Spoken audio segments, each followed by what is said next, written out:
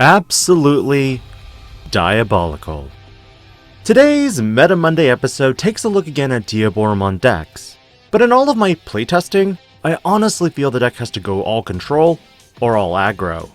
If you try to mix the two, you compromise the overall feel of the deck. And before you watch any further, I'm gonna be blunt. I've playtested both variants, and neither is competitive in the current meta. Come on BT17, give us something good. Preferentially, I think the route to go for in this deck is aggro, because there are so many ways to remove your control elements in the form of blockers. But as always, this is merely an outline for you to look at and improve on for your particular playstyle or local meta. Without further ado, let's look at the card by card, the strengths, the weaknesses, and the combos for Diabolical Diaboromon.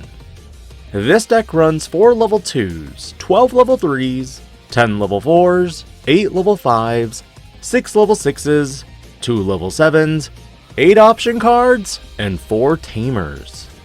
For your level 2s, there are only 2 to choose from and they're both Sumemon. However, for the aggro variant, I do feel that the BT2 Sumemon that gives you a plus 2000 DP buff for this Digimon while you have another one with the same name in play is the right move. DP buffs can be very important whether you need to attack over something that's big, or you don't want to get deleted against the security Digimon. While this doesn't help against option cards, you do have some card draw already in the form of Caramon. Needless to say, if you're looking for a consistency package, the BT5 Sumemon does help when you attack with a Digimon with unidentified in his traits. But again, Mirage Galgamon's popularity makes this egg problematic, as this effect is mandatory.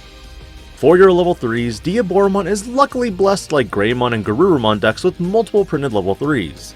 Of course, one is a Searcher. BT5 is one of the few sets that bless several archetypes with Searchers, and this Caramon allows you to reveal the top 5 cards of your deck, and add 1 Errata Sonata and 1 Digimon with unidentified in its traits.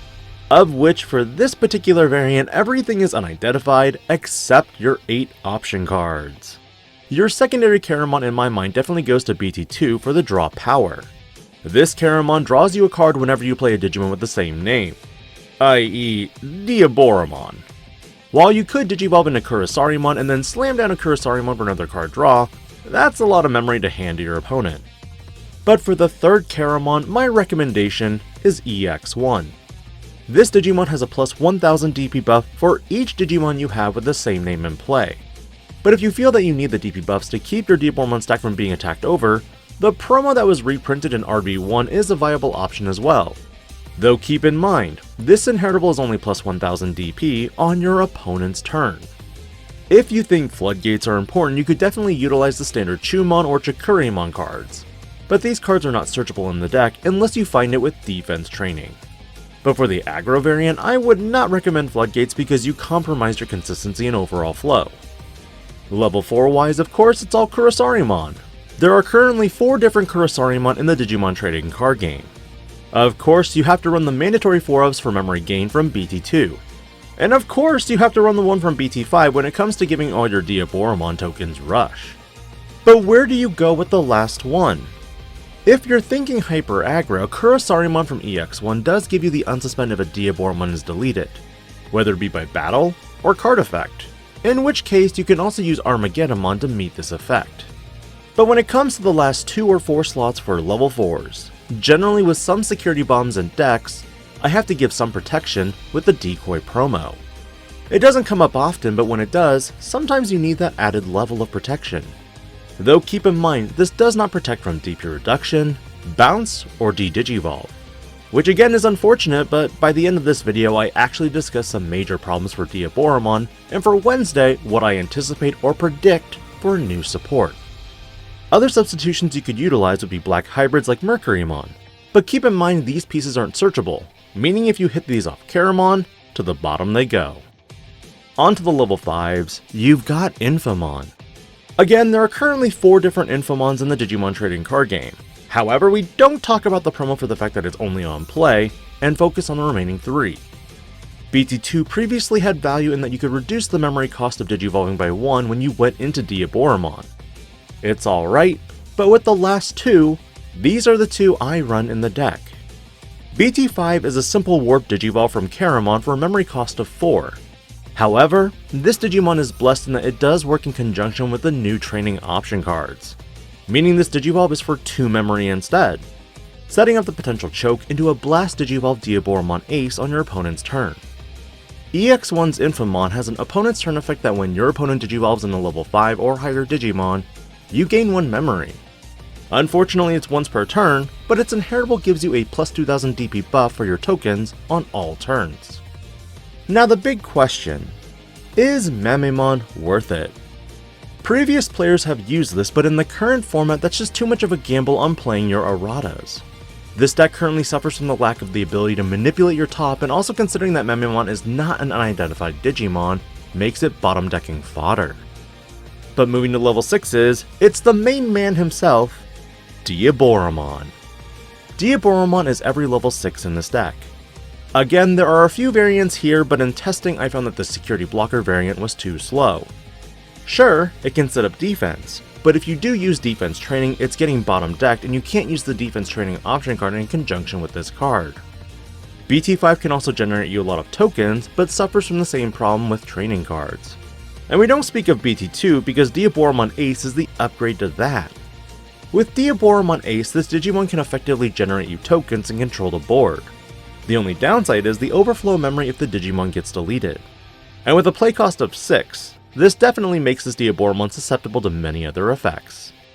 The last Diaboromon I run is the promo variant for extra security checks. While true, this Digimon doesn't have any other effects, it does give itself a +1 security check by default. With others, you can potentially go for OTKs if you can put erratas in play. For level 7s, there are 2 options, but Quartzmon can't be utilized in conjunction with the training option cards, which is another consistency factor for me. While it is searchable off Caramon, the problem with the BT14 and EX5 meta is that most decks vomit out bodies on their turn to go for game. There's less time to react, although crackbacks are possible.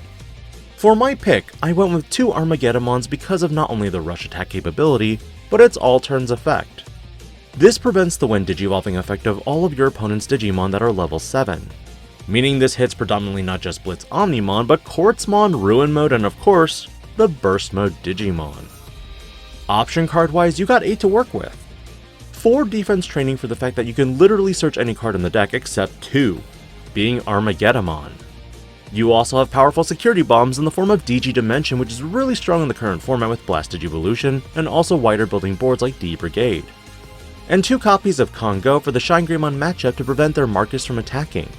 Likewise, this also prevents your opponent's Lugarmons from attacking if they're trying to climb all the way up on 1 attack.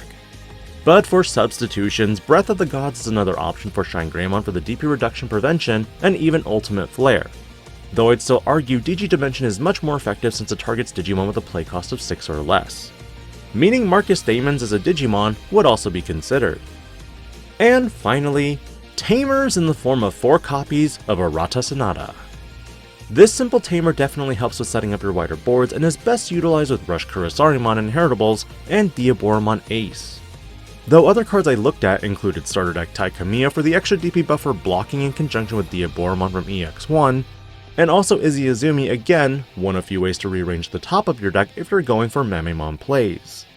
But with how fast the current format is, Errata Sonata was all I wanted. Strengths and weakness wise, I'm not going to lie. This deck is full on glass cannon. But in terms of speed, other decks just do it better. Do I recommend the deck in competitive play? Not by a long shot. The addition of Diaboromon ACE is nice, but my biggest problem with the Blast Digivolution is it does not combo well with your Errata Sonatas or previously used Mamemons. Heck, all of the Kurisarimon and Caramon effects are your turn related. Meaning when you Blast Digivolve, you can suspend Errata to gain more tokens, gain memory, or draw cards. And Mamemon's effect won't even give the token blocker. Instead, it forces you to preemptively go into the ACE, which in some ways can hurt you. But strength-wise, building a lot of tokens and just going aggro into security is honestly still hilarious. Even if the next line of support coming for it is 3 core sets away. Combo-wise, the deck is pretty standard with building in the safety of the Rays, building into Caramon before slapping it down on defense training or Errata Sonata in play. The best part, you can use defense training in conjunction with Infamon from BT5 to warp Digivolve into it for a cost of 2. a perfect setup for Diaboromon ACE. But really, if you've got the BT5 Kurisarimons, you can get a lot of attacks. And finally, the discussion will end into my what if episode, but frankly there is a lot missing for Diaboromon to make it competitive. After playtesting against several decks, Diaboromon honestly only was able to win a handful of games due to a lot of counters in existing decks. D-Brigade, for example, takes advantage of wider board building at cheaper costs. But with Brigadramon, they have simultaneous blockers to prevent you from attacking into security. Ulforce Vidramon was one of few matches that I was able to win, purely because of security bombs, which strangely happened every game. But in the face of Beelzemon, you have security bombs that can delete your Diaboromon, and Raid War Greymon just has a field day by attacking over. The worst part, Black War Greymon would just nuke my erratas and then it was just GG. But generally speaking, the main things that Diaboromon is missing is protection. And this Wednesday, I offer a prediction of what I think we'll be getting for BT17. Get excited for my thoughts on what card effects we'll get, and maybe some other theory crafts for alternate win conditions. This is Digi-Panda, logging out.